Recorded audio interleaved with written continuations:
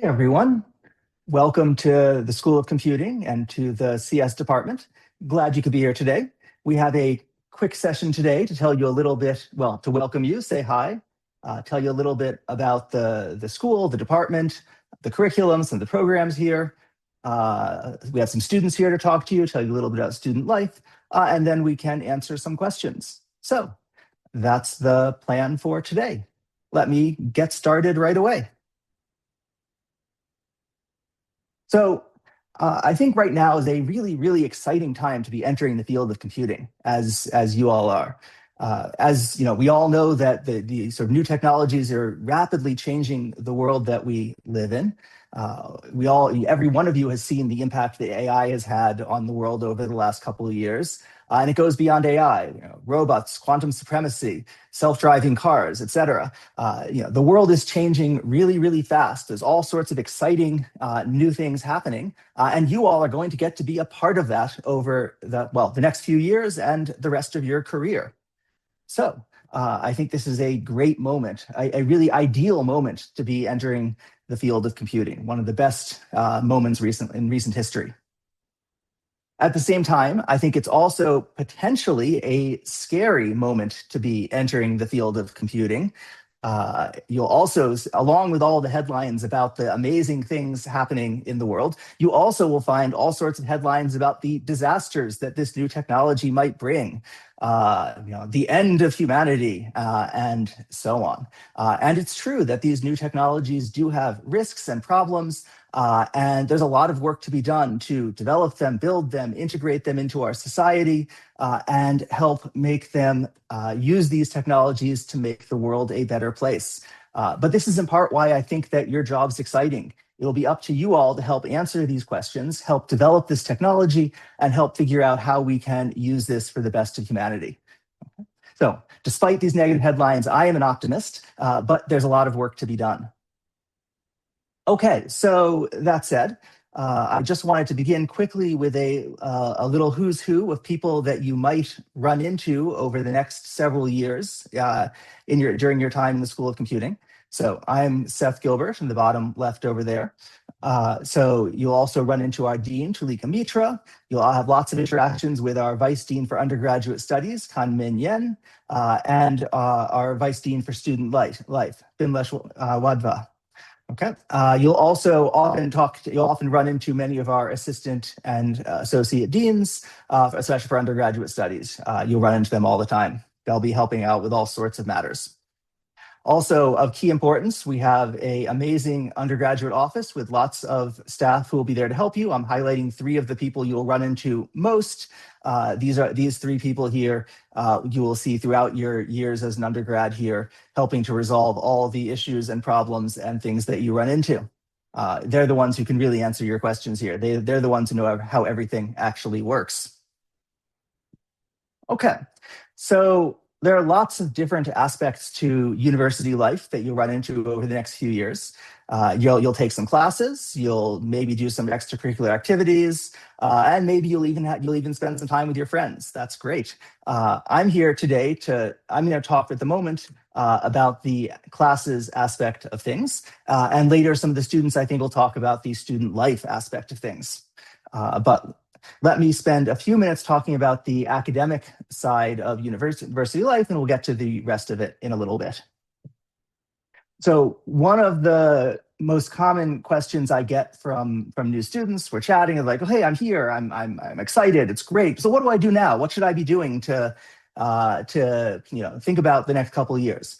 Well, the usual advice is it's always good to plan ahead a little bit, to think a little bit about the next 4 years, what you'd like to do during those 4 years and how to accomplish it. And so for that purpose, I'm going to talk for a few minutes about the curriculum and how to think about your plans in that regard over the next couple of years. Just a quick disclaimer, please don't take these slides as definitive and permanent fact. Please go check on the official SOC website and bulletin for up-to-date information. And please check with the UG office to clarify anything that's unclear. Okay, good. I'm talking today about, what's now known as the Common Computing Program, which consists of 2 different degree programs, computer science and AI. So we have two different degree programs here in the Department of Computer Science that I'm talking about. And the good news is that initially all of you are part of this common program. On the one hand, there's computer science, which is sort of the broader degree, and on the other hand, there's the more specialized artificial intelligence degree.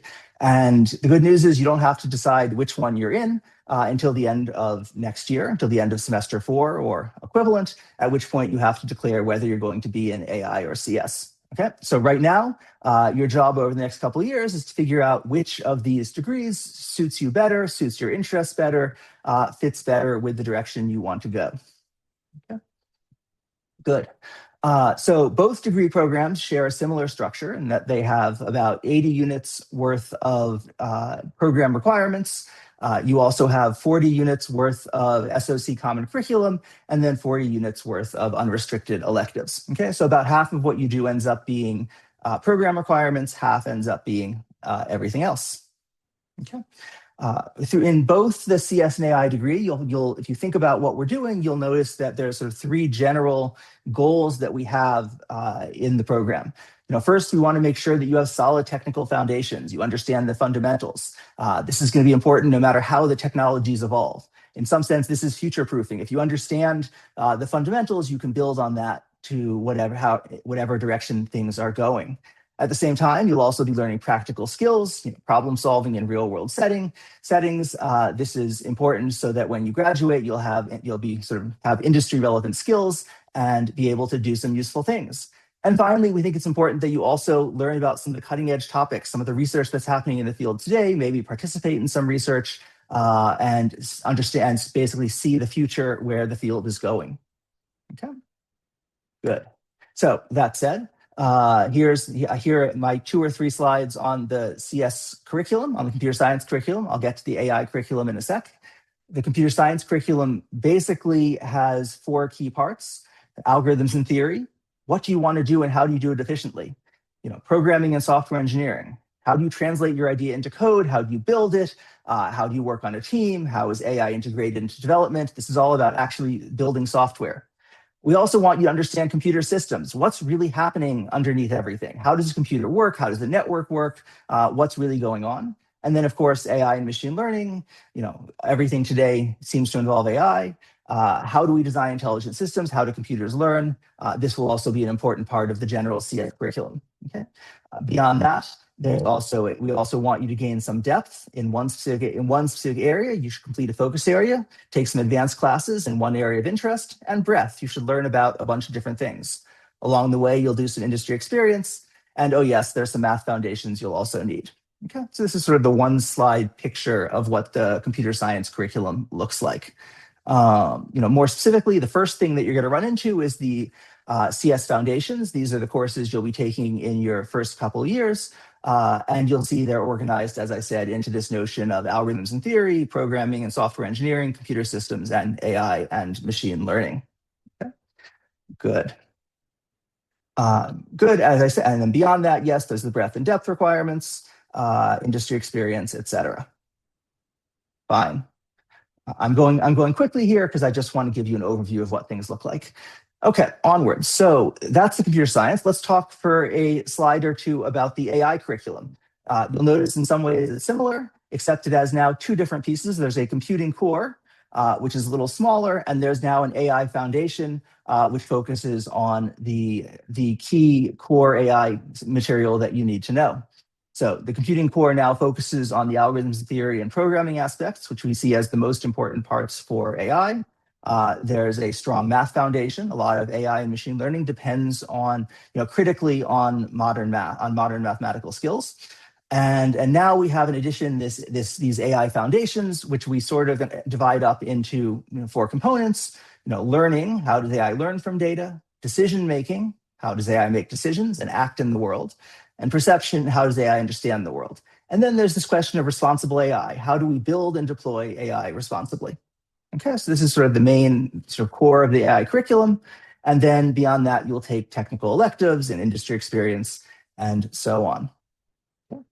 Again, what matters most right now for you is probably the next couple years. We'll be focusing on the foundations, and so these are sort of the key foundational courses that you'll be taking over the next couple years. Okay, good.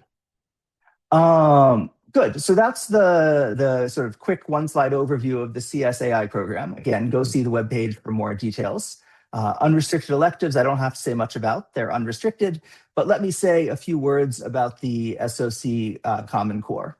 Okay, the SOC Common Core, and this is true for both CS and AI, consists essentially of three pieces. You'll take an ethics course on digital and AI ethics.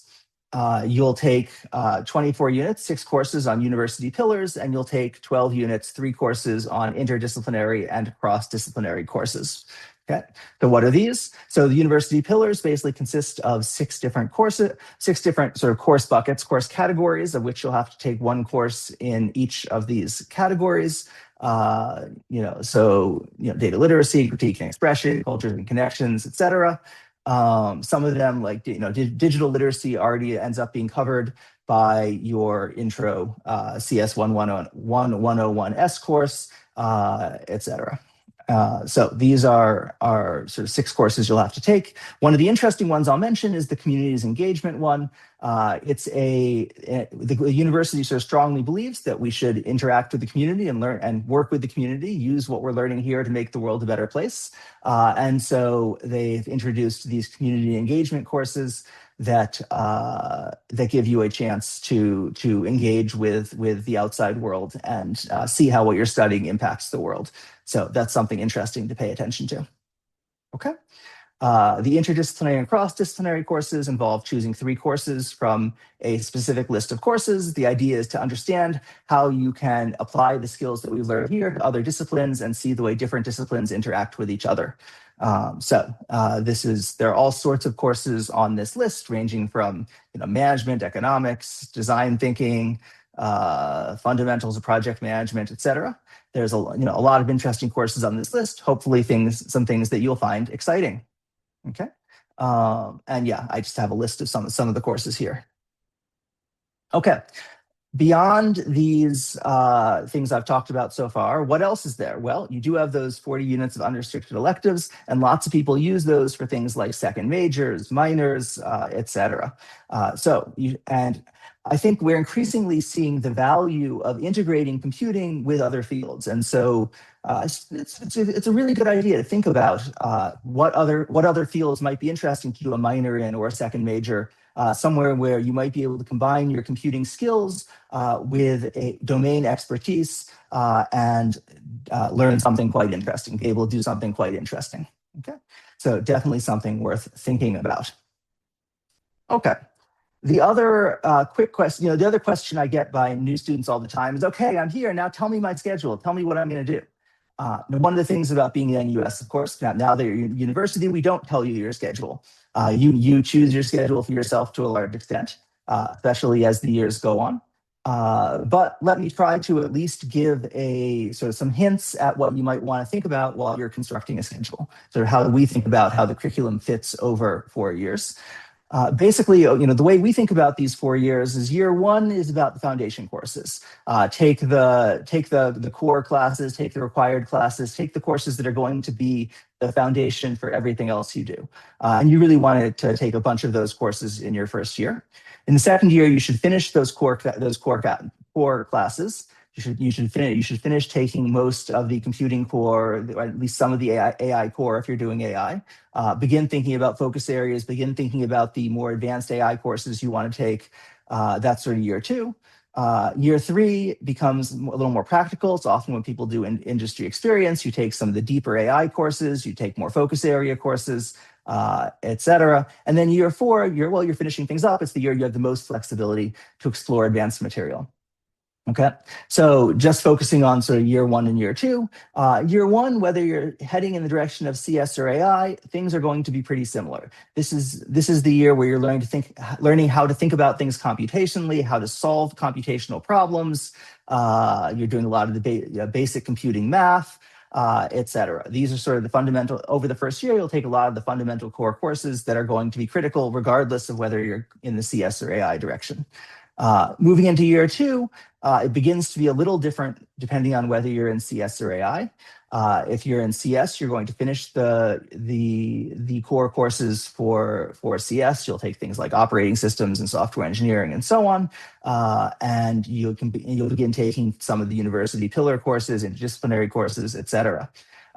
If you're in AI, you're going to begin instead taking some of the AI foundation courses. So things like foundations of artificial intelligence, responsible AI, etc.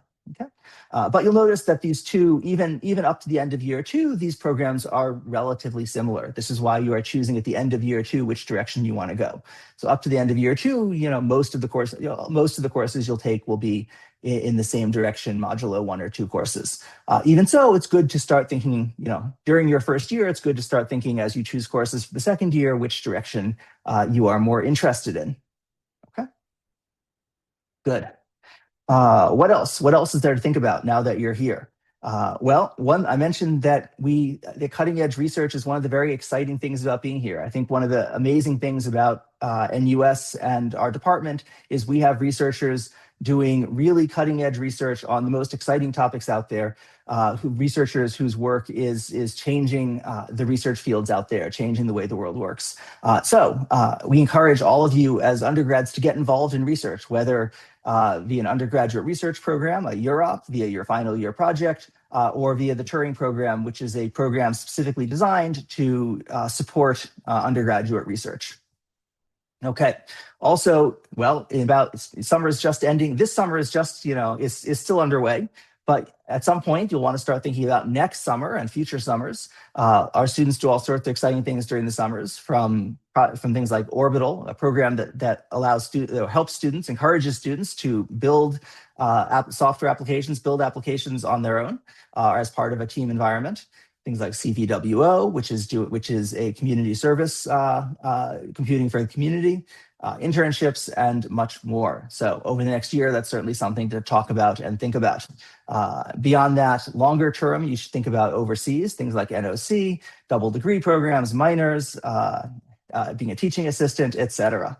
And of course, there are innumerable clubs that people participate in, from Computing Club, NUS Hackers, NUS Grey Hats, etc. The list goes way beyond what I have on this slide. So these are all things you should look into and see what seems exciting to you. Okay, before I wrap up, let me just give my 2 cents worth of advice. I think computer science is an incredibly exciting field to be in. For me, it's always been a lot of fun. It's fun to be on the cutting edge. It's fun to see how things are changing. It's fun to live in a fast changing world. There's always something new to learn, and I love that. Okay.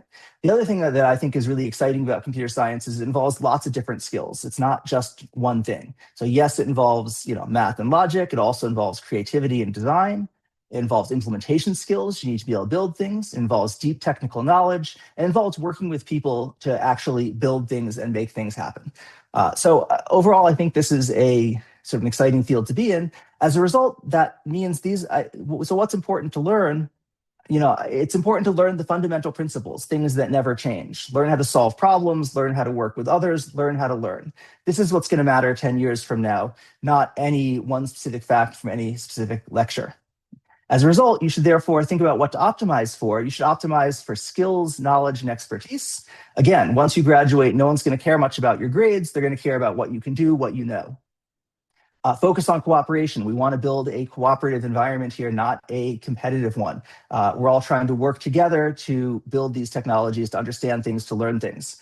And focus on learning how to get things done rather than just memorizing rote facts.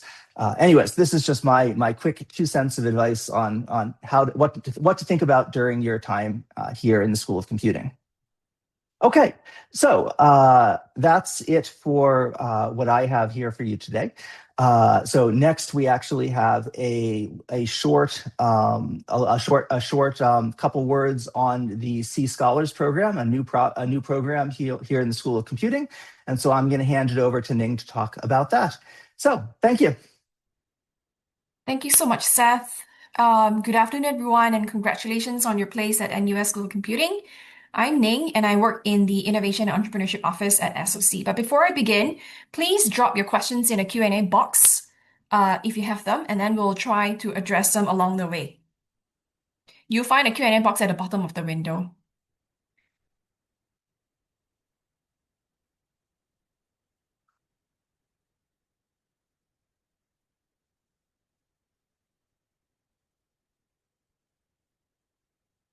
My screen is paused. Sorry, are you seeing my screen? Okay, we shouldn't be asking this.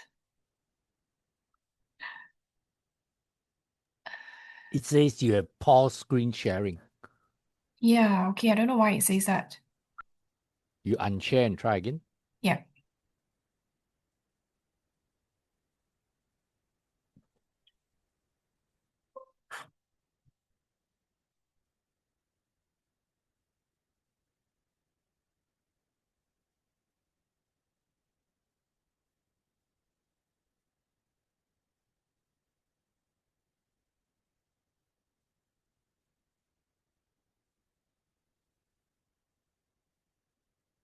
Okay.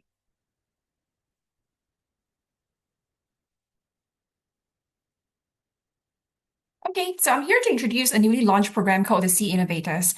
In short, we back your ambition to build products that solve real problems and turn them into a business. So you hear us right, you can potentially start your startup throughout these 4 years that you stay with us in SOC. So some of you here are already may already be running a startup, or some of you here may have an idea, and some of you have neither of it. But that's all a valid starting point. So most people only start building anyway once the stakes are really high. Maybe sometimes when they have a job, they have a mortgage, and people depending on them. So this program here is your chance to start before any of that. And I'm gonna tell you what it actually looks like for the 4 years that you're gonna stay with us. Okay, so over the 4 years, you'll find and frame a real problem. We'll help you along the way by giving you exposure to the different domains, and you can turn the problem into a product that's tested with real users. And you also pitch it for funding and customers. You'll do a lot of these at the intersection of innovation, design, and your technical skills, working in some pretty small cohorts with mentors. And these mentors are largely entrepreneurs, investors, engineers, and people who are matched to where you are and what you will need at that point in time. So it's quite dynamic. And at the end of year one, you'll spend 2 weeks inside a world-class innovation hub that's outside of Singapore. So all the work that you do counts towards your graduation requirements. You will earn academic credit for building your startup alongside your degree. And here's the important part. This isn't really a fixed curriculum handed down at you. It is adaptable to where you're starting and to your own pace. So if you have already gotten traction with your startup, or the structure can move along with you. So that's why we also deliberately keep this program very small so that it's a customized one. So what's important to know is that it doesn't reset you to zero by coming into this program. So by year 4 or even earlier, depending on your pace, you could be standing in front of investors and customers pitching something that you've built. So how do you get in? 3 steps basically. You have to put in an application with your personal statement on your interest in innovation. We will shortlist very strong applicants, and after that, you'll be called to come in for a group case interview where you will work through a real case alongside some of the other shortlisted applicants. What we're looking for are people with curiosity, creativity, and motivation, and also the ability to work well in a team. We take about 30 students in a cohort. Lateral entry in year 2 is possible. So if you intend to join this semester, the deadline to apply is 30th of July. We have already started applications, and we are having one final round of applications, so that ends on the 30th of July. You will find the application link in an email that we sent to you earlier, or if not, we will send another one after the session today. I just realized that you can't access the chat box. So basically, that's all from me. I'm gonna stop sharing for now and see whether there are any questions in a Q&A that is about Sea Innovators program. So when will the date be for the final session and the results for that? So for those of you, some of you have already attended the group interview and we shortlisted. But there is one final round ending on the 30th of July. We will have the final list within the first week of August. So I've answered that. All right, so next I would like to invite Joshua, who's going to share more about his experience as a student in SOC. Over to you, Joshua. All right, thank you, Ning. Okay, just give me a moment to share my slides.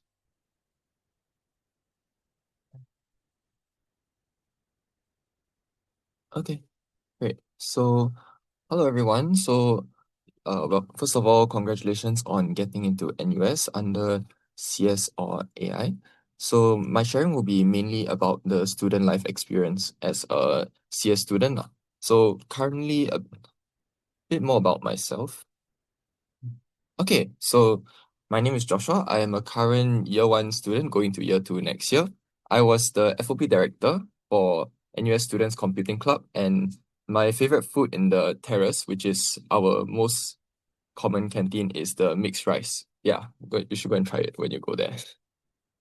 So moving on, so before uni starts, right? So what do you need to concern yourself with currently? So first of all, of course, we have our orientation camps. So SOC, we have 3. So FSC ended already. It happened during mid-June. FOW, Freshman Orientation Week, will happen 21st to 24th July, and Freshman Finale Camp will happen from 4th to 6th August. So I would recommend going to one of these camps to sort of orientate yourself with the school, to try and meet new classmates, the people that you may be bidding your mods with, bidding your courses with, so more on that later. And also getting to know some seniors who are in the same course as you, so you can start to ask them questions already. Because I know Singaporeans, you're all very kanchong one, all very scared, because uni is a whole different experience. So moving on, the academic part of a CS student. So as mentioned previously, the course reg and course bidding. Recently, you should have received an email about course registration, your academic plan declaration. So that one might sound a bit daunting, but no worry, it's really not that much. You just need to declare your major and maybe if any minors that you're planning to take or second majors. And up to the 5th semester, you can still change it. So what you decide now, if later down the line you feel that you want to change, yeah, it's completely fine. No worry. So after this academic plan declaration, the course bidding will start. So also, as previously mentioned, a lot of you will receive some pre-allocated courses. I know there's some questions in the Q&A about what courses you'll be pre-allocated, can you drop them? So there are some basic CS courses that you will be pre-allocated. You'll find out maybe in about a week. All of them you can drop, but we generally don't recommend it. Yeah, as those courses will need to be completed anyways. So moving on to planning courses. So during the first sharing, you know that there are some courses that need to be completed for you to complete your major. So some of them have prerequisites, which will take a whole semester to complete. So as such, we do recommend to some extent you can start to plan what kind of modules, what kind of courses you want to take and when do you want to take them. But you don't really need to go overboard to plan out your every single semester before even entering uni. So yeah, it's quite varied, and your unrestricted electives is your chance for you to try out a lot of different things here in NUS. So a quick summary on a quick description for all like the basic modules that you'll do. CS 1101S, the Introduction to Programming Methodology. So this is basically for everyone who does not have programming background. It's taught in something that's a bit adjacent to JavaScript in a lot of the things. Yeah. So the prof will really just go through with you as if you really don't know how to code, which actually I think quite a lot of people who come into CS may not have prior experience. So this is the reason why you don't really need to worry about coding experience when joining CS. Yeah, and the tutorial sizes are quite small, so you can really just approach your teaching assistant for any questions. Next will be your calculus. So this one is, although it says calculus, it's a bit more than just like it's more difficult than just calculus. So even with the H2 math knowledge, it was not a very easy mod. So if you want to do well in this mod, you really need to put in the effort. I know if you talk to some seniors, they will say that this might be quite easy, but they're probably just really smart. Yeah, it was quite tough for myself to do this mod also. Next, one of the pillars, GA1000. So this one will be like the mod that teaches you how to do statistics, Excel probability, teach you how to do Excel functions. So actually quite a lot of students in NUS needs to take this course. So you will be going up against people from business, engineering, and a lot of other schools in NUS. So because in SOC, we do a bit more math and a bit more analysis, data analysis, these kind of things. So it does feel like we have an upper edge, but it doesn't mean you can slack on this mod. But yes, it is one mod that you can look forward to doing better in. Yeah. So CS 1231, discrete math. So this one is one of like the more more foundational mod along with your CS 1101. So it will teach you a lot about computing in general. So true false statements and graph theory, set theory, all these data structures. So you learn this well, and in your future mods like CS 2040S, you'll be able to build off of this. Next, this is like the next level mod. So for those people who did maybe your advanced placement test for CS 1101S, or maybe you have prior coding experience, you did iBlock, you will be exempted from 1101S, then you'll move on to 2030S. So this is the next level. So it is one of the tougher mods that I've taken so far. Yeah. It's done in Java. So it teaches more about programming methodology, like the name implies. So Java just so happens to have a lot of the ideas that the professors want to teach you. So that's why it's taught in Java. And 2040S, this is one of the most important foundational mods for CS students, because this is what a lot of the employers are looking out for. So how you manipulate data structures. So in this mod, you'll learn a lot about different data structures and how to use them to accomplish what you want, and also see how different data structures interact with each other. So it's actually quite an interesting mod, but also quite difficult. So after you finish your semester, you finish your exams, you get your results. So if you're happy with your results, you got a 4.5, got a 5.0, very good. Yeah, but if you're not so happy with your results, don't worry. So NUS, I'm pretty sure you would have heard a little bit about this SU system. So for some courses that don't have any prerequisites, you can nullify their grades. So basically, they do not contribute to your GPA. So for JC students, you'll have 32 modular credits of SU, which is about 8 modules, 8 courses, with 20 of them expiring after the end of your year 2. So make sure to use them before they expire, but if you don't really need to, then you don't need to. So moving on will be summer and winter activities. So at the end of your semester 1, it'll be winter, so you can go for winter school. So actually a lot of my friends, right, they all went for winter school, and they told me like how fun it is, how fun they can just clear a module, and it's quite an interesting experience to go to a new place to study as well. So most people would usually take the MA 1521, the calculus mod that I mentioned, or MA 1522, which is another math mod that is our prerequisite. However, you do need to pay out of your own pocket. So for the flight, the school fees, the hostel fees, everything you will need to pay for yourself. But you do get to clear one mod. So here are some tips regarding the academic side of things. You can try not to overload, which means you take a lot more modules than recommended. So unless you're double degree, try to hit max 23 modular credits, which is about 5 modules. You'll be pre-allocated about 3 to 4. Yeah, so maybe just find one more that you like and just apply for it in your semester 1. So although some people say that semester 2 is a good time to overload, you don't need to overload if you don't plan to. I myself didn't overload in semester 2. So take some courses that don't have prerequisites in year 1, year 2. Then if you don't really get the grade that you want, you can SU, and then try to pick courses with your friends, because some of them have group work and some of them are just very difficult, like the coding modules. So it's good to have people that you know that you can talk to and like ask each other to help out. So because of CS 1101, you don't need to start learning coding before you enter uni, but it is important to keep up with the coding courses as they are going on. You can ask your TA, ask your lecturer any questions that you have, and they'll be more than happy to help. So don't keep any doubts to yourself.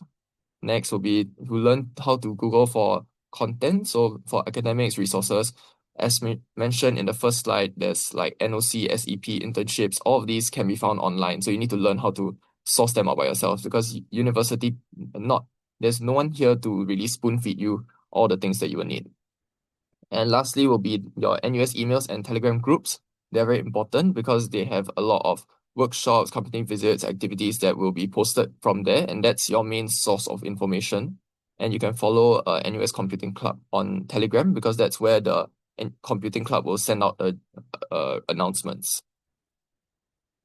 Okay, a bit more about Orbital. So once your year one is over, you'll be allowed to take Orbital during the summer. So what is this? It's like a mini project where you can design anything you want. The idea of this is to let you experience the software development cycle. So it's a 2-people team. You can choose your own partner. Proposals start around the middle of semester 2. So you can start thinking about what you want to build right now. Just solve any interest that you have. Some people make games, websites, apps, yeah, really anything. Yeah, a lot of people just go ahead and do this because you actually do learn a lot about the software development, and it also kind of looks good on your portfolio if it's relevant to your industry that you are looking towards. Next will be the NUS Overseas College. Don't need to think about it. If you want to, just try for it. Yeah. If you're keen about startups and entrepreneurship, you will never really feel that you're finally prepared for it. Just try it. Okay. There are different options. There's 3 months, 6 months, and 1 year, academically and financially neutral, because the things that you do there and the things that you would be doing if you stayed here in NUS is around the same. Financially, you make some money there, but then you also need to pay off your own pocket. But you do get to intern at a startup, and I think that's quite a valuable learning experience. Next will be the hackathons. So I'm sure, I think some of you already have some hackathons. Some of you have never experienced a hackathon. It's really just for fun and experience of another sort of building a project, and do it with your friends. Yeah. So NUS, the Computing Club, we do have one hackathon coming up. It's called Life Hack. Not sure if many of you have heard about it, but it is one of the hackathons that we organize. But of course, there are also other hackathons that happen throughout the year, and that's where the channels, email channels and Telegram channels come in handy. Internships.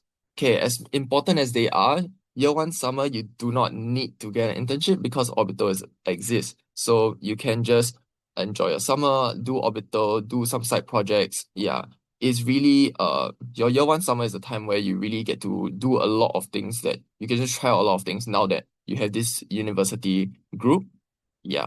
So you just really can try anything you want. Usually people will intern in year 2 and year 3, but up to you. You can just try anything. But you do need to take note that the intern application happens quite early on in the academic year. So you need to prepare and plan for it if you do intend to do. All right, for freshman orientation projects, which I myself was a director in, the applications, if you want, this is on the planning side. If you want to plan, so the planning side will open around the end of semester 1.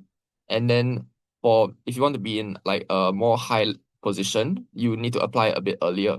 This is during we have some elections. Yeah, they will be announced a bit middle of semester 1. Yeah, the elections are quite fun, so you can go for it if you want to experience that. Yeah. As for OGLs, they will happen around semester 2. Everything about the planning is fun.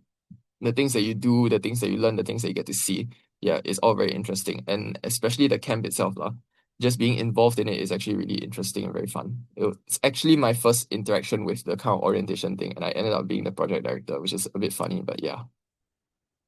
Next will be the Computing for Voluntary Welfare Organizations. So this is actually one of like the more named things, like the more popular things, but it's also very tough to get in. You'll work with Professor Ben Leong, work underneath Professor Ben Leong, do this mini project, and you'll work with the voluntary welfare organizations to develop software systems. Yeah, all this is all count under experience, can go into your portfolio. Yeah, something like that. And of course, SOC has a lot of different clubs and interest groups. So there's Computing Club, FinTech Society, Grey Hats, Start It, Development Clubs. All of these you can slowly take your time to find out. And of course, later we also have our own sharing by one of the computing clubs, one of the clubs and interest groups. So what to expect in SOC? So all of you can sort of can guess, right? If you want to maintain good grades and social life, you need to sacrifice your sleep. Good grades and you want to sleep, then it's very difficult to maintain a social life and whatnot. But you can maintain all three. You just need to be very disciplined, and your time management needs to be very good. But I believe that most people will be fine. Yeah, don't worry about it. So a few more other things. If you're not doing well for studies, just do internships, Otherwise, just do projects. Otherwise, you can just enjoy your uni life because this is your last bit of so-called freedom before entering the working world, which then it will be a completely different experience already. So take breaks while you're at it. Yeah, take breaks to recover yourself. Don't burn out so quickly into uni. You have 4 years to go through. Yeah. So next will be to speak to your seniors, your teaching assistants, your professors, because everyone has gone through like a similar path as you. So we all understand what you are going through. Okay, there's no original experience in NUS. Yeah, so it's okay. Just talk to us. It will be more than happy to help out. The competition, the bell curve, if y'all have heard about it, yeah, everyone who made it into SOC, right, is already of some level, some caliber to even be able to make it in. So you'll be competing with every other one of these people. But you yourself are also one of these people who did very well. So you should be able to do it. You'll be fine. Don't worry about it. So failing, doing not so well in the exams, it's part and parcel of student life. So just don't need to be discouraged. Just keep working towards maybe grades does not need to be everything. You can do things outside of your grades, like mini projects and all the other things. Yeah. And uni is like the best time for you to explore your interests because you are sort of old enough to go out and think about more things. But then also you don't have like the pressure of having to deal with adult life, or at least most of us are lucky enough not to have it. And finally, these are the more about student life and some opportunities. So for computing club, so we are the club that sort of arranges all of the activities that happen for students within SOC throughout the year. So we'll be running elections soon in semester 1, so you can stay tuned for that. And that brings me to the end of my presentation. If you have any questions, you can message me on Telegram. Otherwise, I'll be handing over the time to Melody and Yanaput to present more about the NUS hackers. Thank you.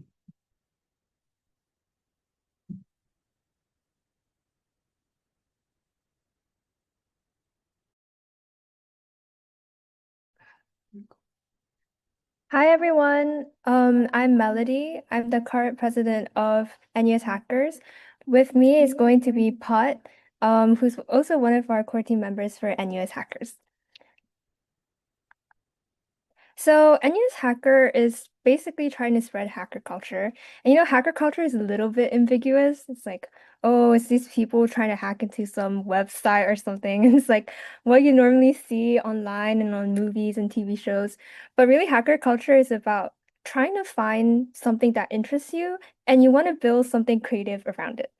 So we'd always talk about creativity in computing, and it kind of sounds like there's some sort of like an intersection of those two. But really, you can be so creative in computing, whether it's on software, it's on physical aspects, and you can only explore this through building things for fun. And we hope to, encourage people and find some sort of space and build a space for everyone to come together, share around, share their ideas, what they're doing for fun, what they're building for fun, whether it's for personal use, whether it's to make your academic life a little bit less stressful, like some agent tracker or something. So yeah, that's what we aim to do. Yeah, okay. So our core events, we hold them usually weekly, bi-weekly, or like annually. So firstly, we have Friday hacks. We usually do it every Friday around 7 p.m. And what we do for Friday hacks is that we want to encourage the hacker culture where we invite people down to give technical talks for like around 1 hour each, so that they can talk about their projects over the weekend, or maybe their open source project, or maybe they did a project for the government, for example. So we invited down the creator of VLC, Jean Baptiste. We have invited down the founder of DEF CON, Jeff Moss. And if you're in the web ecosystem, you would know about Yifan Yu, the creator of Vue.js and Vite. So we do this every Friday, except for like study weeks and finals weeks, because we want you to study. And we do it at 7 p.m. in Com3, and we have pizza, bubble tea, so just come down. Yeah. Then we also host Hacker School. This is roughly every other week. Sometimes we do it weekly. This is for getting you started 0 to 1 on some technologies that you may find useful in your academic life or maybe your career. So Unity is Vim, Python, PyTorch, Rust, LaTeX. These are like all useful technologies that you probably use in your career. And yeah, we do this usually on a Tuesday. Yeah. And we also run an archive and a Wikipedia of our past events and our knowledge base. So our archive, you have our previous talks, previous Friday hacks, previous hacker schools, so the workshops, etc. Then we also have a Wikipedia, which we also help out with Orbital sometimes. And so we run the workshops for some of the Orbital like technologies. And so some of our workshop slides are in there. Yeah. Then you'll hear more about this soon, but we also run Project Mentor in collaboration with the Student Office at Computing. So this is for you to navigate your freshman year and basically have a senior attached to you so that you can learn more about like how to navigate your semester 1, semester 2, how to do for internships. Yeah. We also run Quaker's First Intern. This is a separate program from Project Mentor where we pair you up with a one-on-one mentorship from a senior or maybe an alumni, industry professional. We have had people from various companies like GovTech, Visa, everyone. And yeah, so this is like one of the main mentorship that we can provide for you guys. And yeah, then we also lastly we have Hackerspace where we basically have a core team member come down, share some stuff about what they learned over the weekend, maybe something they want to teach about for you guys. Yeah. And apart from the weekly events that we have of these workshops, we also have our annual thing called Hack and Roll, and we try to make it really fun. And I put my background off because you can see all our past posters from 2025 Hack and Roll. Um, and we try to make it fun because at the end of the day, hacking is about, trying out something that you've been wanting to try out for. You have some sort of project that you've been like thinking about it while you're showering or while you're like trying to sleep at night. And you're like, oh, maybe I could code that out. So, um, we're aiming to have the space for you to build anything you want. And we have so many amazing projects from the past year. One that's memorable for me is that someone made a Cooking Mama physical pan. And you can literally cook with the pan, and they somehow coded it so that it binds with the game. And there's really cool projects, and you can see it later. I'll share the website. And it's currently the largest student-run hackathon, and it happens every January. And yeah, we have a lot of participants. There's 809 participants, 297 teams. Yeah, I think this project was also similar where they have some sort of motion sensor for students to put their stuff in and they can score points. We have a lot of judges, and they come from either our sponsors, from industry professionals, and even some of our SOC professors that are really nice and come down to see all of the students' work. We have our organizers, which include our Hackers core team members and volunteers, and there will be recruitment for both of them soon, especially for core team members. So do take a look out for that. We have other games as well, like our dunk hunts. So you can see other participants have these little ducks with them. Our pizzas, our food, swags giving out. You'll probably see a lot of SSC students have like this shirt called T-shirt, and it's like from Araf, one of our sponsors. Um, Obviously we're geeky and we're nerdy, so we love Type Racer games. Lots of drinks and one happy duck, and that's our mascot there. So you can see all of the project on our official website. And the most important thing is that these events, whether it's Hack and Roll, whether it's our workshops, our technical talks, are always open to everyone. Whether you're non-SOC students or SOC students, whether you're non-NUS students, even if you're non-students, you have a lot of like professionals that are working also come to build with us in Hack and Roll or talk for us in these technical talks. They're always open. And we want to end off with contact. We have our Telegram, our website, and our Instagram for NUS hackers. And we'll be sending out announcements soon, such as welcome tea. You'll also see us in Student Life Fair as well. So, if you love creating, if you love spreading fun in computing, if you love just building things, do check us out. Yeah.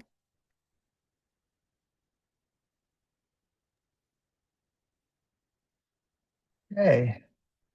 Thank you all the panelists for speaking, and thank you all for coming. I think now's a point at which we can take some questions from all of you, which the panelists can address individually, or we can, as you'll see we have a Q&A that's been going on with a number of questions already answered. So if you add some questions to Q&A and or ask something to a specific panelist, we can try to answer your questions.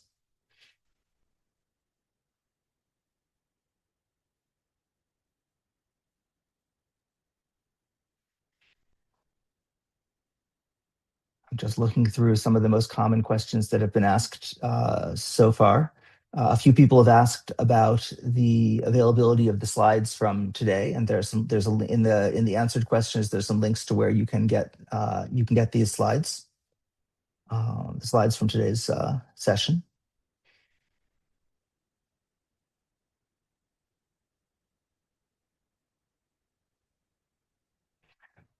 There are also a bunch of questions about choosing between CS and AI and when and how that happens. And yes, you have to up until the end of your second year, you can change between those two. There's no commitment required until the end of your second year.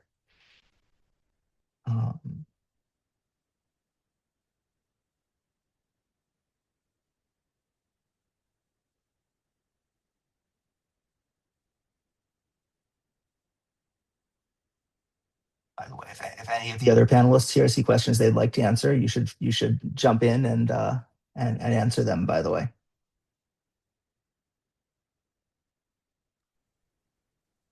I saw a question about credit for OpenAI. So the school does provide credit for OpenAI to SOC students. So I think you should take advantage of that and get familiar with working with AI. And at the same time, of course, you need to learn the fundamentals that we teach in our courses well, so that you are prepared both with the fundamentals so that you can adapt as technology changes and you can work well with the AI.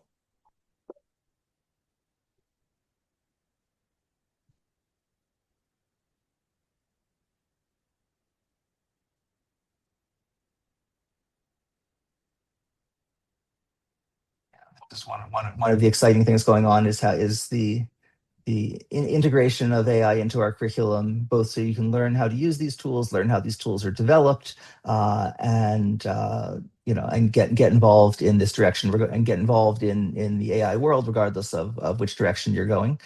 So I think the availability of these tools is a good thing, and definitely one you should take advantage of.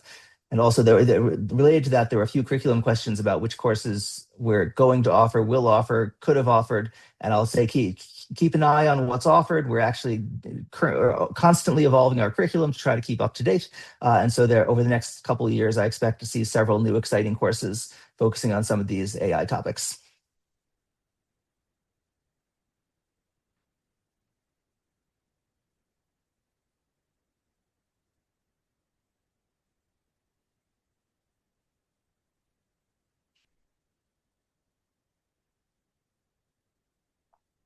I'm just continuing to look through the questions here.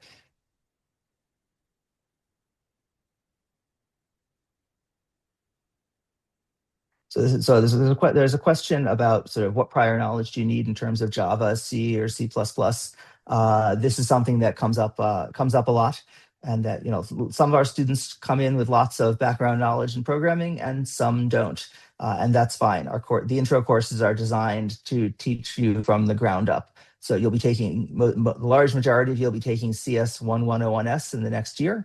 And that course does an amazing job of teaching people what they need to know from day one. No background required. At the same time, teaching things that are interesting and exciting for people who already do have some background. It manages to do both simultaneously, which is why I think it's one of the more fun classes that students take in their first year.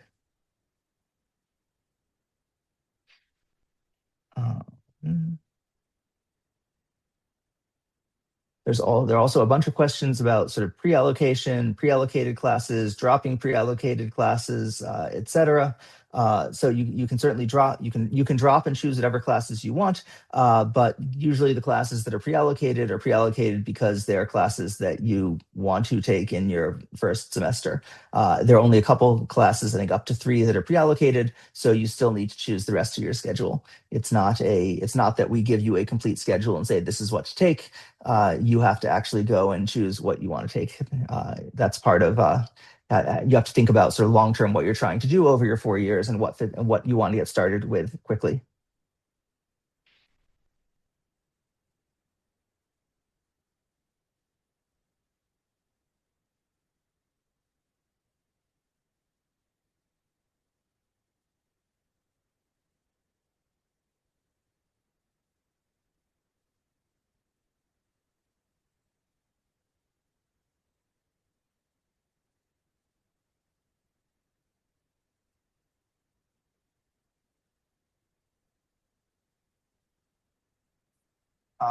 Good. There's a question. There's an answer. There's a question about CS breadth and depth, and in particular the requirement that at least 12 units of level 4000 and above. So in particular, the breadth and depth requirements encompass a collection of constraints that have to all be satisfied. So you need to complete a focus area. So taking at least 3 courses in one focus area. And you also, that's sort of the depth part, and the breadth part means taking, yes, at least 3 advanced 4000 level courses of any CS coded 4000 level courses that you like count for that. So that's we think it's important during your time here to both gain sort of expertise in an area, but also try to gain some exposure to a bunch of different things in the area of computing. No matter what you're doing, it'll be useful to know a variety of different skills and get a variety of different perspectives on computing. So definitely take advantage of that breadth opportunity to take interesting advanced courses that you otherwise might not have taken.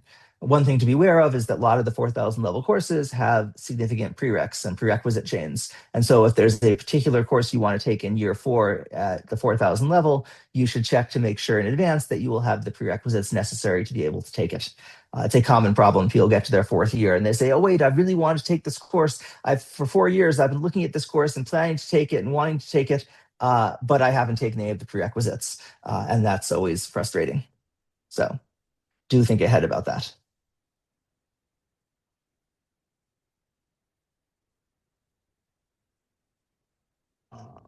Okay.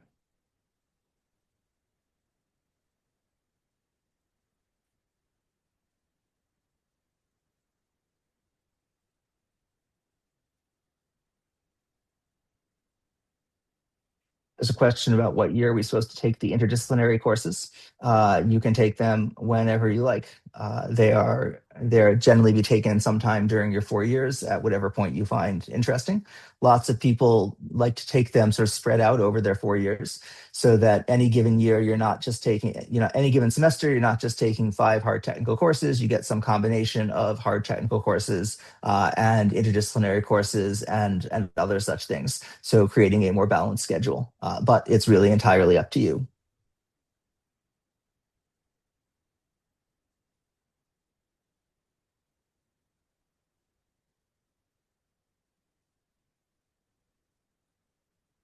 So there's a question about CS 1010 exemptions. There are some number of different of people who end up exempted from CS 1010.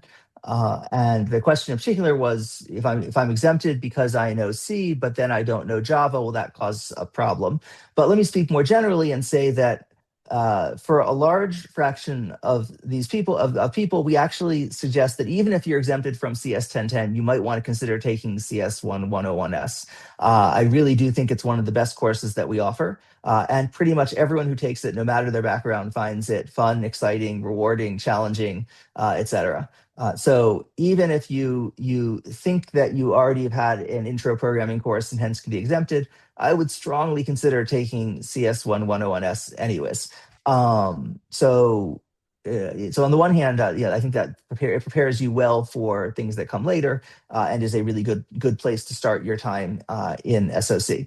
And if some of our current students, if they're here, can comment on that if they like in a sec. But on the other hand, CS 101, the intro programming class, is actually not teaching Java, and in general, you have to pick up languages as you go along here. And so over time, you'll be learning several different programming languages, whether Python, Java, whatever, and you'll need several different languages at different stages along the way. And so in that sense, I don't think the exemption is a problem necessarily. But I still often recommend CS 101S anyways, because it's a great class for everyone, almost no matter what your background is. Anyways, but maybe the current students have some comment on that.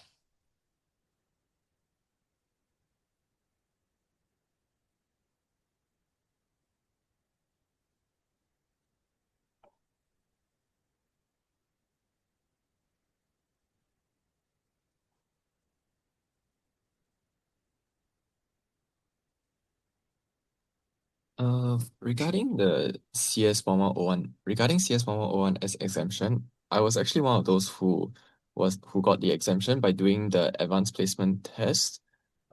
Generally, originally I thought that it would actually affect me if I didn't take 1101S in my 2030, but because 2030 is taught in a completely different language, like what profs have mentioned, it is like you will learn the language along the way.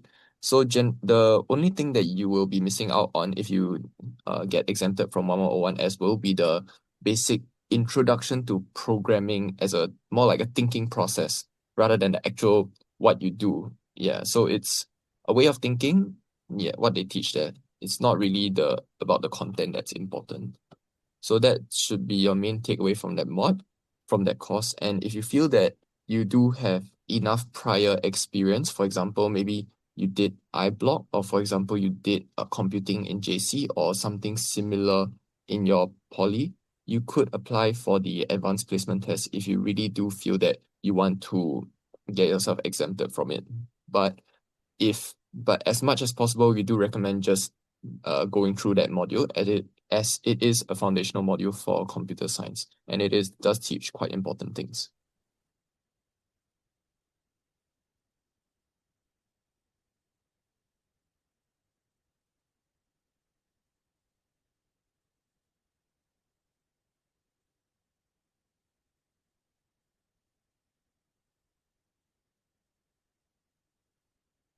Related to that, someone just asked, so do you have to be proficient in Java before taking CS 2030? To which the answer is no.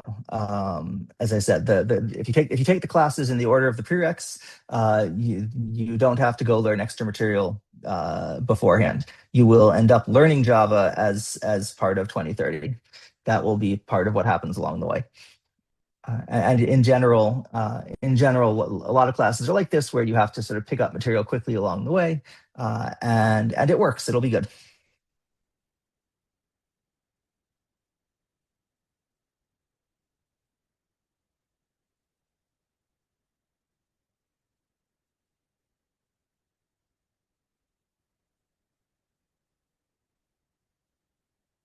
There are some set of questions about the different variants of different courses. I've seen a bunch of questions on this, 2040 versus 2040C versus 2040S, 1231S versus whatever. So in general, for many of our core courses, we have several different variants because a lot of different students are taking these courses, right? A lot of different students are taking 2040 from different degree programs and coming from different directions and so on. And in general, you are, both recommended and required to take the version that is for your program. This is both because the version that, in general, regardless of the version, they're all quite similar. They cover the same general material. They act as prerequisites in the same way. So on the one hand, it doesn't matter much. On the other hand, the one that's designed for your program, in the case of the people here, I expect in general, the S versions, the 2030S, 2040S, et cetera, are designed for your program. They'll be a little bit more tailored to what we expect will work for you and that you'll need over the next couple years. And also just generally, this is a way for us to divide up the course so that we don't have a 5,000 student course or something. So this acts as a way for us to break up the course by the students who are taking it a little bit. So take the proper version as specified in your curriculum requirements.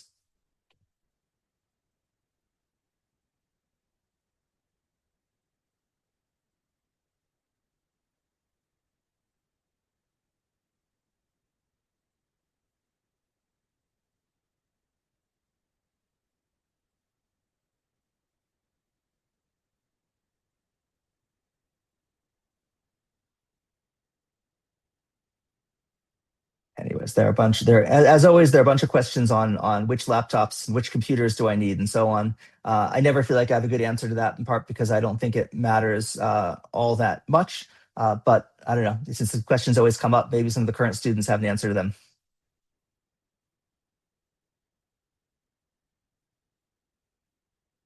I don't know. Josh, any comment on all the laptop questions we always get? I mean, if your laptop is good enough to run some games, you should be good enough to code.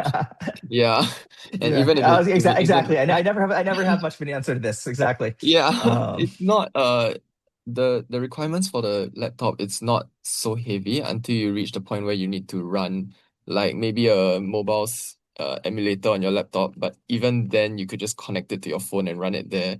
So most of the code that you will experience in semester 1, semester 2 should not cause your laptop to break. Yeah, if it does, you might have an infinite loop somewhere that you need to go and double check. Yeah, it's for sem 1, sem 2, for your entire year 1, right? It really is a lot of basic introduction, foundation, so nothing so complex. And once you have this foundation part, anything on top of that, if you do it according to your foundations, it should still be manageable with your laptop that is like somewhat up to date. And just don't come in with like a 10-year-old laptop that you inherited from your grandfather. That one will definitely not be able to work. As for operating system wise, I'm not too sure if Linux can run the Exemplify, which is the exam software. So you will need to double check on that. But otherwise, I think should be okay. Yeah, Windows and Mac is definitely fine. A lot of students use both.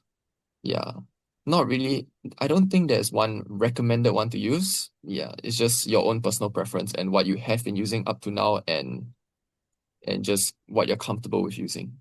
Yeah, hope that helps. Yeah. Thanks. As I said, this is always a common question, and always one I never have much of an answer to. I like Josh's suggestion that if the code you're writing is bogging down your laptop, then think about learning to write more efficient code. I think this is a great idea.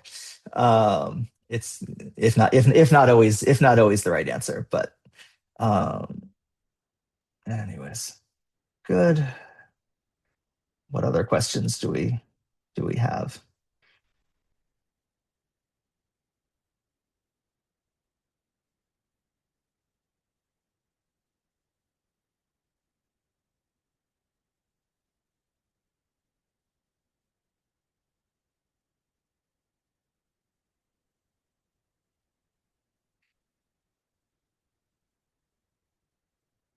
Okay. Well, it looks like most of a lot of the questions left are sort of more specific to individual student situations. It looks like most of the general questions.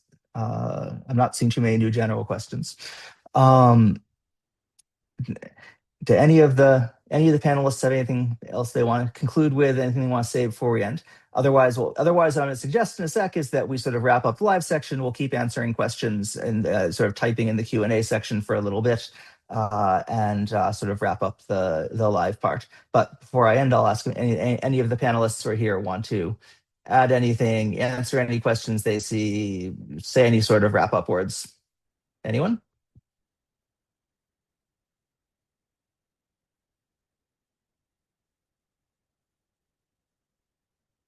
Okay, good. Then, as I said, I'm going to sort of wrap up the live part here. Hopefully, this has been useful. Again, I want to sort of welcome you to the Department of Computer Science. We're excited to have you here, and I think it's going to be a fun next couple of years. At least I hope so.